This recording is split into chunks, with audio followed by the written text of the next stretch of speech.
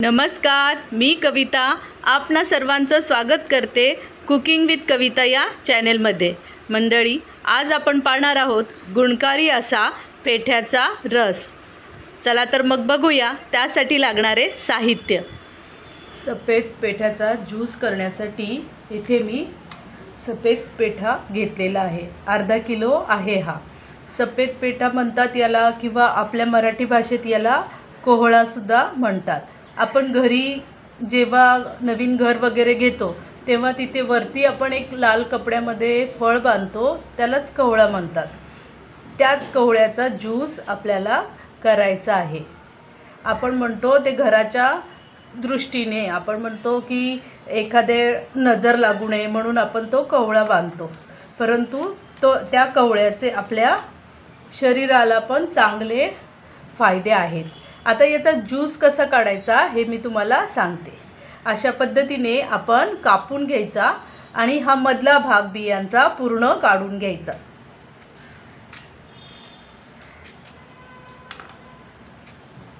बिया आपण पूर्ण काढून घ्यायचे आहेत आणि नंतर याचे तुकडे करून याची साल सुद्धा आपल्याला काढून घ्यायची आहे। साली सकट तुम्ही करू नका, कारण साल कडू लागते। याचे खूप सारे फायदे आहेत। ज्यांना बद्धकोष्ठता आहे, ज्यांचे पचन होत नाहीये, आणि आपण बघा खूप खात राहतो आणि आपल्या शरीरात ती घाण साठत राहते, ती घाण साफ करण्यासाठी हा ज्यूस खूप गुणकारी आहे। म्हणून तुम्ही नक्की हा पिया। आता अशा प्रकारे आपल्याला तुकडे करून घ्यायचे आहेत आणि नंतर हे मिक्सरमध्ये आपल्याला बारीक करून घ्यायचे आहेत। अशाच पद्धतीने मी सगळा हा पेठा साफ करून घेते। आता याचेच आपण मिठाईसुद्धा ती बनवतो। तुम्ही पेठा खाल्ला असेल, आग्र्याचा पेठा, तो सुद्धा याचाच बनतो। आपण आज याचा ज्यूस बनवणार आहोत आणि बाजारात हा खूप स्वस्त पण आहे। आपल्याला खूप साऱ्या अशा भाज्या निसर्गामध्ये आहेत की ज्या आपल्याला शरीराला खूप फायदेशीर आहे, परंतु आपल्याला त्याची माहितीच नसते। हे बघा, अशा पद्धतीने हे काढून घ्यायचं आहे। आता कोणाकोणाला किडनी स्टोन असतो, गॉल स्टोन असतो, पित्ताचे खडे असतात, तर हे खडेसुद्धा विरघळवण्यास हा ज्यूस मदत करतो। तसंच आपल्याकडे सगळ्या बिमाऱ्या या पोटापासूनच सुरू होत असतात आणि म्हणून हा ज्यूस पिल्यावर तुम्ही पोटातली जर घाण साफ झाली, तुमची पचनसंस्था जर व्यवस्थित झाली, तर मग तुम्हाला आजारपण जास्त होणार नाही। म्हणून हा ज्यूस तुम्ही नक्की करून बघा आणि आठवडाभर तरी पिऊन बघा। याची चव आपण दुधी भोपळ्याचा ज्यूस पितो तशीच आहे। आता हा ज्यूस कोणाकोणाला फायदेशीर असतो, तर काही जणांना सर्दीचा त्रास असतो, तर त्या लोकांनी हा ज्यूस घेताना यामध्ये थोडी काळी मिरी टाका, कारण हा ज्यूस शरीराला थंडावा देणारा आहे, त्यामुळे तुम्हाला सर्दीसुद्धा होऊ शकते। मग ज्यांना असा त्रास आहे की बाबा थंड काही खाल्लं की लगेच सर्दी होते, त्यांनी त्याच्यामध्ये काळी मिरी टाका। आता अशा पद्धतीने आपण हे सगळं बिया काढून घेणार आहेत आणि ह्याला आपण दोन पद्धतीने करू शकतो। जर तुम्हाला लाईट वगैरे काही वापरायचे नसेल तर तुम्ही हे खिसून घेऊ शकता किसणीवर आणि मग रुमालात घेऊन पिळून काढू शकता। अशा पद्धतीने पण ज्यूस होऊ शकतो। मी आता करते तो मिक्सरवर करते, कारण हा तुकडे खूप लहान लहान आहेत, त्यामुळे मला किसता येणार नाही। तुमच्याकडे जर मोठा पेठा असेल तर तुम्ही किसूनसुद्धा त्याचा ज्यूस करू शकता। आणि हा पेठा जर तुम्ही बाजारातून अख्खा आणला तर तो खूप दिवसापर्यंत तसाच राहतो, त्याला काहीच होत नाही। फक्त कापला की तुम्ही त्याला फ्रीजमध्ये ठेवायचा आहे। तसंच याचा ज्यूससुद्धा जेव्हा आपण काढणार तर तो लगेच प्यायचा आहे। दुधी भोपळ्याचा जसा ज्यूस काळा पडतो तसाच याचासुद्धा ज्यूस आपल्याला लगेच प्यायला लागतो, नाहीतर तो काळा पडतो।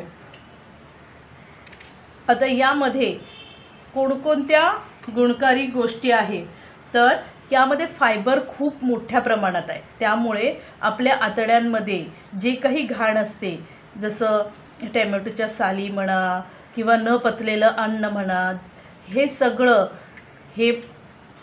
हा ज्यूस काय करतो, काढून टाकतो आणि तुम्हाला 2 दिवसातच एकदम हलकं हलकं वाटायला लागेल. आता याचे मी काय करते, बारीक बारीक तुकडे करून घेते. बारीक तुकडे केल्यामुळे मिक्सरला लावायला मला बरं पडेल. आता हे तुकडे करून घेते आणि मग तुम्हाला मी दाखवते. हे बघा, मी मिक्सरच्या भांड्यामध्ये असे तुकडे करून घेतलेले आहेत. आता हे मी बारीक करून घेते. हे पहा, अशा प्रकारे मी मिक्सरमधून बारीक करून आणलेलं आहे. आता आपल्याला अशा प्रकारच्या पातेल्यामध्ये एक स्वच्छ कपडा ठेवायचा आहे आणि या कपड्यावर आपण हा मिक्सरमधून बारीक केलेला ज्यूस टाकणार आहोत. अतिशय गुणकारी असा हा ज्यूस आहे, तुम्ही नक्की पिया. आपली जी काही पचनसंस्था घाण झाली आहे ती घाण काढून टाकण्यासाठी हा ज्यूस खूप मदत करतो. हे बघा, अशा पद्धतीने आपल्याला हे पिळून काढायचं आहे.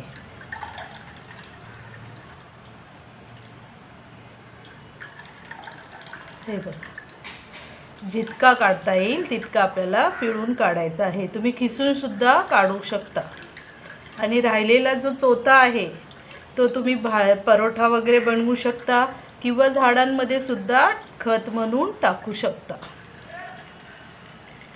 अशा पद्धतीने हे बघा, अर्धा किलो पेठा होता, त्याचा जवळजवळ 1 ग्लास ज्यूस निघलेला आहे.